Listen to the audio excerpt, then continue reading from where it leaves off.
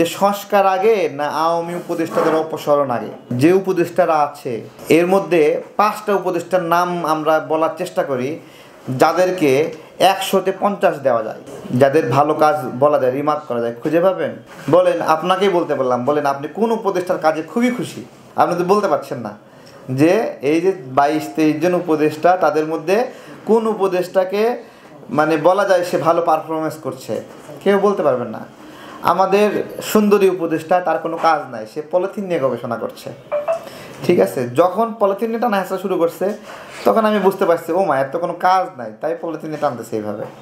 ঠিক আছে, হ্যাঁ। তারপরে সেন্ট মার্টিন নিয়ে উত্তেজনায় বিভিন্ন কিছু করলো। সেন্ট মার্টিনে মানুষ যাওয়া বন্ধ করে এখন কুত্তাকে বিরিয়ানি খাওয়াই। বুঝতে পারছেন?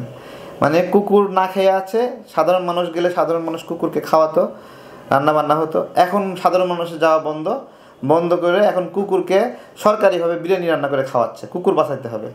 এখন আসলে প্রকৃতির ভারসাম্য কীভাবে রক্ষা হয় তারা কি জানে? পরিবেশ বিষয়ে জানে? জানলে কুকুরকে বিরিয়ানি খাওয়ার আয়োজন করতো না। কুকুর স্বাভাবিকভাবে যেভাবে খেতে পারে সেভাবে করতে পারতো। আমি এই জন্য বলতেছি এই কথাগুলো যে আমাদের নির্বাচিত জনগণের প্রতিনিধির প্রতি আস্থা রাখতে হবে। এই আস্থা যে নষ্ট করতে চায় সে হলো স্বৈরাচার, তার ভিতরে ক্ষমতার লোভ জেগেছে। জনগণ নির্বাচিত করবে ভুল লোককে, আর সে ফেরেশতা, তার মানে বুঝতে পারবেন সে ক্ষমতার লোভ পেয়েছে এবং এই লোভ সে মানুষকে ভুজুম ভাজুম বোঝাচ্ছে যে নির্বাচন ভালো না, এই ভালো নয়, ভালো না, এটা তারা বোঝাচ্ছে। তার মানে জনগণ পাগল, জনগণ খারাপ লোককে নির্বাচিত করবে, তাই না? এগুলো বোঝাচ্ছে।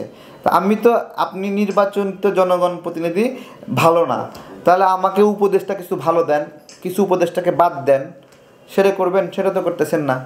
আপনারা তো একটা উপদেষ্টাকে এখন পর্যন্ত সরাইলেন না, যাদের প্রতি মানুষ অখুশি। সরাইছেন? সরাননি। তাদেরকে আঁকড়ে ধরে রাখবেন, আবার প্রশ্ন করবেন সংস্কারটা নির্বাচন।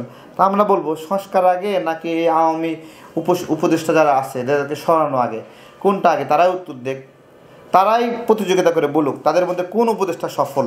সবচেয়ে বড় যে জিনিস দরকার ছিল, আওয়ামী দোষর যারা গণহত্যায় অভিযুক্ত তাদের বিচার বিচার বিচার এবং বিচার, এর বাইরে কোনো কিছুই প্রয়োজন ছিল না। শুধুমাত্র বিচার প্রয়োজন ছিল, আর একটা সুষ্ঠু নির্বাচনের জন্য প্রস্তুতি গ্রহণ জরুরি ছিল।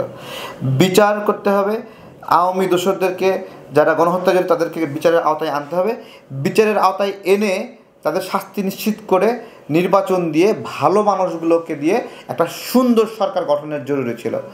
এবং এই দুই জায়গাতেই মানে কোনো অগ্রগতি ভালো নাই, বরঞ্চ নির্বাচনকে তারা নেগেটিভলি প্রচার করছে যে নির্বাচন ভালো না, নির্বাচন চাই, অমুক নির্বাচন চাই, মানে ভালো না, নির্বাচন ভালো না, তুই ভালো, তাই না?